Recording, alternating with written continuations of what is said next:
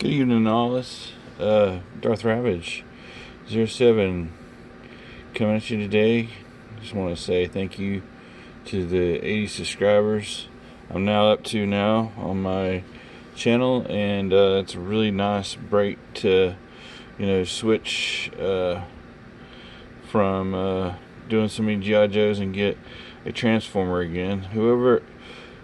Who did they send me today from Amazon? I just really wasn't expecting it, and it came in as a nice quiet surprise. So let me get this adjusted here, and we'll talk more about what I had a Studio Series figure called movie Bumblebee Cliffjumper show up today, and I gotta say, guys, this car mode is really quite impressive.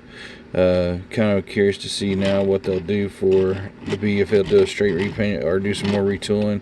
This is actually really shocking that this is a retool of the Jeep Bumblebee released for the Earth mode, and you see the back here has like all the Cybertronian detailing and what have you.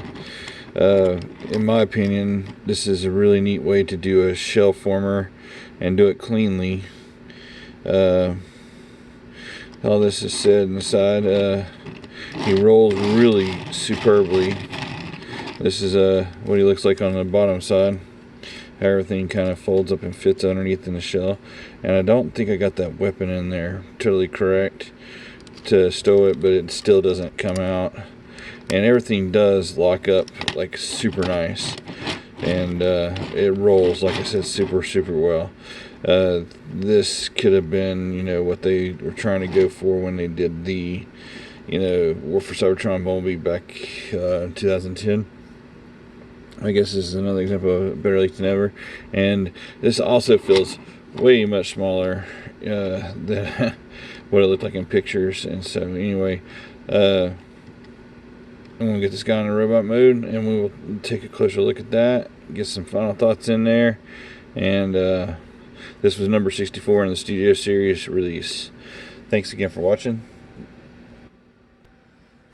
And here is Cliffjumper in his robot mode. I know that for the time he was on screen there in Bumblebee the movie, we only saw him in his robot mode. And while this is a faithful homage to that robot mode that we saw on screen, we did not see him turn into the car counterpart. Of course, this just looks like a red version of Bumblebee in its car mode, and this is where I was really looking forward to this figure and hoping that with it being looking totally different and it be that B model that they would have learned from past experiences with fiddly transformations and whatnot. And the backpack doesn't bother me as much, and there's a lot of it. But what kind of bugs me is that when you start to play with this figure, the legs do start to fall apart. They don't. What has happened here is they've got a square going into a circular hole on the side, and this would have been, if it didn't have these fault tolerances, I would have a lot of fun with this figure, because it's got all the articulation that you're supposed to have, with these newer Transformers these days. And he's even got a waist swivel that's really good, but this whole thing starts falling apart, and it's just really aggravating. So instead of giving ultimate praise like I want to give this figure, because I did like the transformation and I did like what they were going for in the transformation, it's just poorly executed when it's here in robot mode, and it doesn't peg and fit together like it ought to, like the other Studio Series that have learned their lesson, like the new Bumblebee that was at the beginning of the year that had the mask only. That one was well executed. It pegged together. The legs had a great, infrastructure. I'll try to show this off a little bit. You can see how it's like Jeep Bumblebee right here, and the chest is a faux chest from the Jeep Bumblebee. It's kind of neat how they took all that and folded it up to be the rear of the car, and how the front and the feet become anyway, the way this stuff happens and comes together is really neat about this figure. And then I'm okay with some kibbleliciousness, but this is just a floppy mess. It's like you can see where stuff needs to kind of go, and it pegs, but it doesn't stay locked together. So I don't know if it's just I got the same batch of stuff that Prime vs. Prime did with his fault tolerances with the figure, because it still remains here. And much like him, I wanted to give higher praise to this figure, but I really can't. It does have some really good paint detail here, and the eyes are really pretty blue. I love that. I love the Bumblebee movie molds and stuff, and the way that they looked. But I mean, this again, this is more Bee Stinger gun than it is his actual movie gun. I don't think we even saw that in the movie. Anyway, it's just, I'm so excited now. I'm just like kind of crushed. I'm hoping that they'll do a revision and fix these peg things and these issues and make it lock together better and clearer. And I'm okay with even a little bit of scraping right here in the middle. Maybe that could fold up, you know. I don't know if they'll redo or do a revision of it since it's already out, but I mean, it took the wheels and like put them on the inside of the legs like Bumblebee sort of, but give it a different transformation. And it was just, it's like they dropped the football right there. Boom. You can see it's clearly a bigger circle than it needs to be to go over that tiny square. And that would have been fun. And see, this part, it just keeps falling apart. So, as is the first renditions of this Cliffjumper, I'd say is an easy pass for folks. Save you some heartbreak and some pain, because you do get a pretty robot mode that you can't really play with. And with all that said and done, I really was having higher hopes for it. I'm hoping that maybe Hasbro will take a look at some videos, because I mean, Prime versus Prime, that one should have been listened to from the get-go.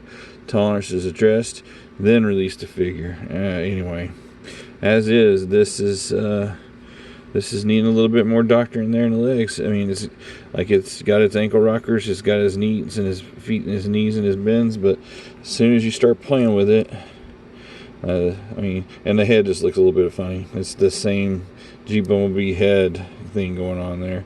This just falls apart. I mean, when you start to go to pose it and whatnot and try to do the stuff, I mean, it's just like, ugh. Anyway, so like what they were going for. I hate that it just gets poorly executed somewhere. I don't know where the process broke down there on this one. Please revision, please redo. I wouldn't mind having another version of this or a second shot at it, you know, but as it is, I cannot highly recommend this figure. I'm just more frustrated tonight than anything. Had some really good G.I. Joe stuff come through here, and I got one more today that showed up out of surprise, and I'll do that review a little bit later. But that's for Studio 64. If you're a fan of Cliffjumper, go ahead and get it. You're going to still enjoy it. And I still think if you wanted a decent car representation, War for Cybertron, this does that too. It's just, don't expect the robot legs I mean, unless they do that revision and they get things to stick together like they do with the other figures, like the Good Bee figures. So it's just could have been so much more. Thanks again for listening. If you hadn't, done so below, subscribe to my channel. Tell me what you think about it in the comments. If you've got this figure, just wanted to open a dialect and say, hey, what could have been better. And I'm still hopeful that they'll actually take some of the feedback and actually fix this, and or by the time when it gets to a third party, then this will be a win. And I feel that we shouldn't have to wait for the third party stuff to come out like that for that to be a win. Okay, so with that all said and done, Cliffjumper here is better for car mode, and now all that locks together good. It's just these robot things almost nailed another grand slam in my eyes, but they just couldn't get the legs to stick together. Thanks again for watching. Y'all have an excellent night. Till all are one.